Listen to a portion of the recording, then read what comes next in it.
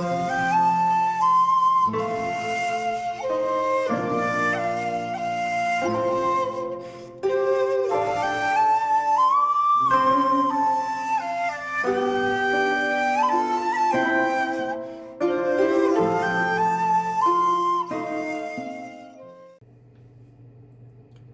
there, this is Zatoichi from Zatoichi Films and welcome to another episode of Double Take. Today I'm going to talk about two Zatoichi films, both made in 1970. I finally finished watching the Criterion box set of Zatoichi films, which is 25 films. There is a Zatoichi 26, which was made in 1989, which I haven't seen. This might be the best Criterion box set of all time. Well, that's controversial. You know, the Godzilla one's wonderful, the Bergman one's wonderful as well, but this is absolutely gorgeous. You know, you get wonderful synopsis, or synopsi, I'm not quite sure. So I'm going to talk about Zatoichi Meets Yojimbo, and Zatoichi Goes to the Fire Festival. Again, both these films were made in 1970. Again, this is the box that's got the actual films. This is spine number 679. It's just got one spine number. And the discs, usually 3 films per disc. So again, look at those colours. I'm going to focus on number 20 and number 21. Now obviously a lot of these films kind of merge into one 25 film journey. Some are better than others, but they're all fun to a certain level. Obviously Shintaro Katsu has the eponymous Zatoichi. So Zatoichi Meets Yojimbo, strangely enough, also stars Toshiro Mifune, giving another rendition of Yojimbo, or the bodyguard. He does actually have a name in this film. Also the word Yojimbo just means bodyguard. Now this was directed by Kihachi Okamoto, who has rocketed up my board in the past year or so. You know, obviously he's kind of more famous for Sword of Doom and Kill, which are both in the Criterion collection themselves. But I've also seen Fort Graveyard with Mifune and Nakadai, which is wonderful.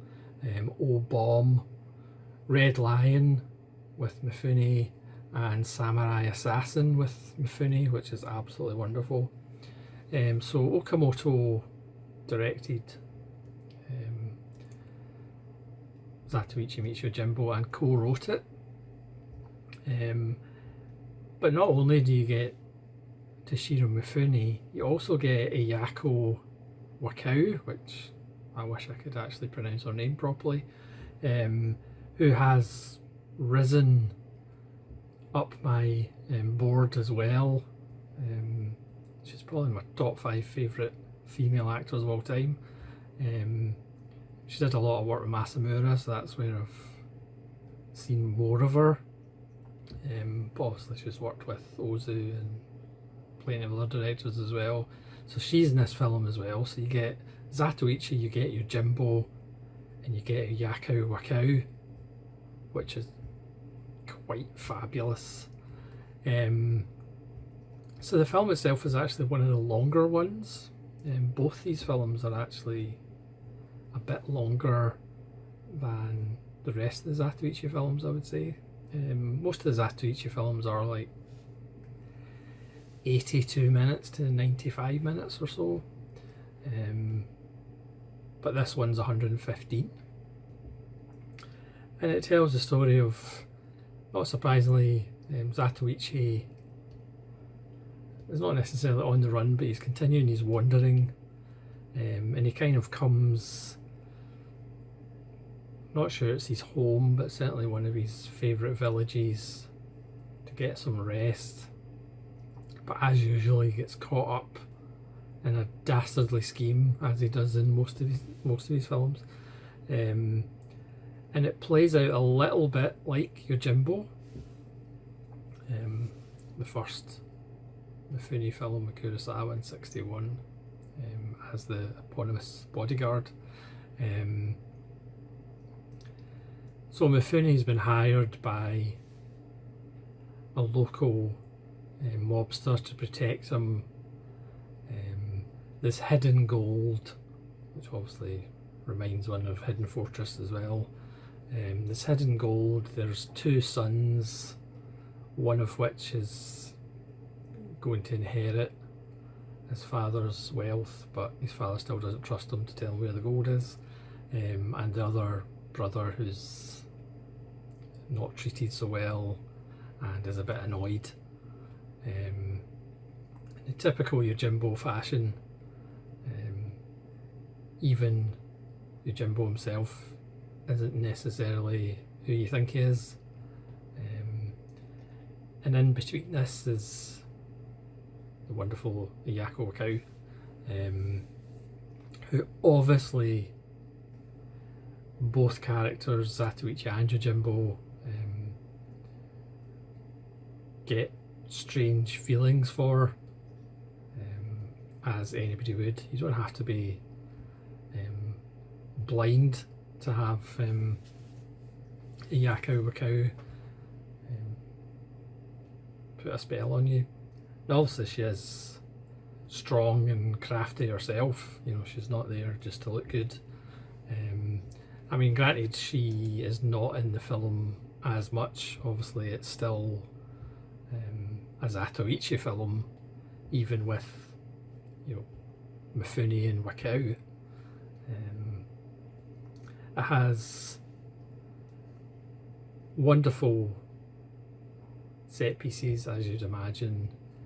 Of course there's double crossing and triple crossing, the showdowns.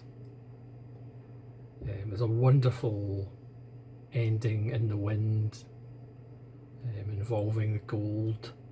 It's just kind of beautiful. It does kind of have, is perhaps a little bit more bleak and cynical than other Zatoichi films, which in general are just kind of good fun, rip-roaring adventure films. But because, I don't know whether it's because it's Okamoto, but it's slightly more cynical and slightly bleaker than some of the other entries in the series. You could argue it should maybe have been better than it is, considering who's involved, but again it's probably about 10 minutes too long, but it's still just wonderful seeing Zatoichi meeting Yojimbo, and obviously for me you get the added bonus of Ayako Wakao in it as well, plus the whole host of familiar faces if you've seen any Japanese films from the 50s and 60s. And then we have Zatoichi 21, or Zatoichi Goes to the Fire Festival. Now this is directed in the same year, 1970, by Kenji Mizumi, who I've actually seen quite a lot of films by him, because he has done 5 Zatoichi films. He did 4 Baby Cart series. He did the first Zatoichi film, but he did 4 Baby Carts. He did a Damagin. He did a Hansel the Razor film, one out of the trilogy. Masamura did another one, can't remember who directed the third one. He also did The Ghost of Yotsuya, one of the versions of that story, which is in the Radiance box set. And again, this has an all-star cast. So we got MIFUNE and Wakao and Zatoichi 20. So you might as well go the whole hog, and in the next film all we get is Nakadai turning up. We get Tatsuya Nakadai in almost Sword of Doom, obsessive growling from Nakadai, and those wild wolfish-like eyes.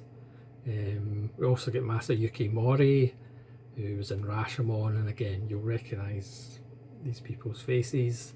And interestingly, we get Shinosuke Ikehata,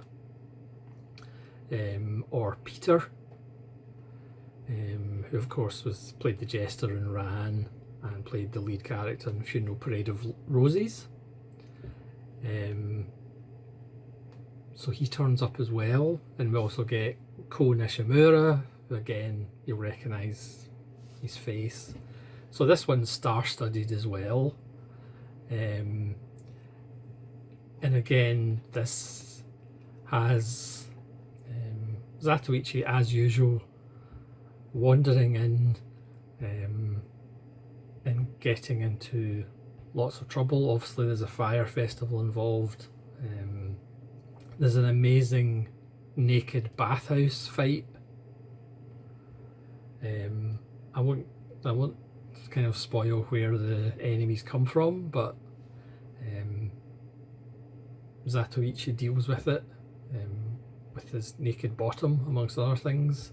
It prefigures the Viggo Mortensen fight in Cronenberg's Eastern Promises by decades.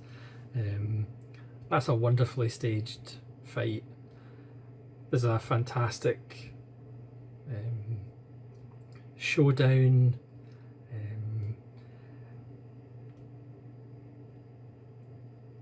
Shinosuke Ikehata does give a wonderful performance as a younger samurai who's trying to earn his stripes by killing Zatoichi, and at one point he gets under the covers with Zatoichi, trying to stab him with a knife, obviously not stab him with anything else, stabbing him with a knife. So that's a wonderful little turn, but it's Nakadai, as you'd expect, who kind of saunters away with this one. He plays a wronged husband who blames Zatoichi for his wife's downfall. And again, Mizumi knows who his two stars are, and it does have a wonderful climax. But again, perhaps not everybody's seen these films, so I'm not going to go into too much detail. I mean, all these films are worth a look, but as you can imagine, there's 25 of them. I think I bought this quite a lot of years ago, but it is quite satisfying to have watched them all. Obviously different people have their favourites, but obviously for me, the work they did in 1970, with these two films is quite impressive, and they're just so enjoyable. As I say, seeing Mifune and Nakadai and Wakao and Ikehata, and again all these regulars as well. Yeah, great stuff. Two of the best Zatoichi films, I think. All done in 1970. So thanks very much for watching. Please let me know whether you've seen all 25 Zatoichi films. I'm sure Who's a Touch of Film certainly has. And let me know what your favourite Zatoichis are. Whether 20 and 21 are amongst your favourites. So this is Solitary Ronin from Solitary Ronin Films, saying thanks so much for watching, and hopefully I'll be back with more double take videos, and farewell.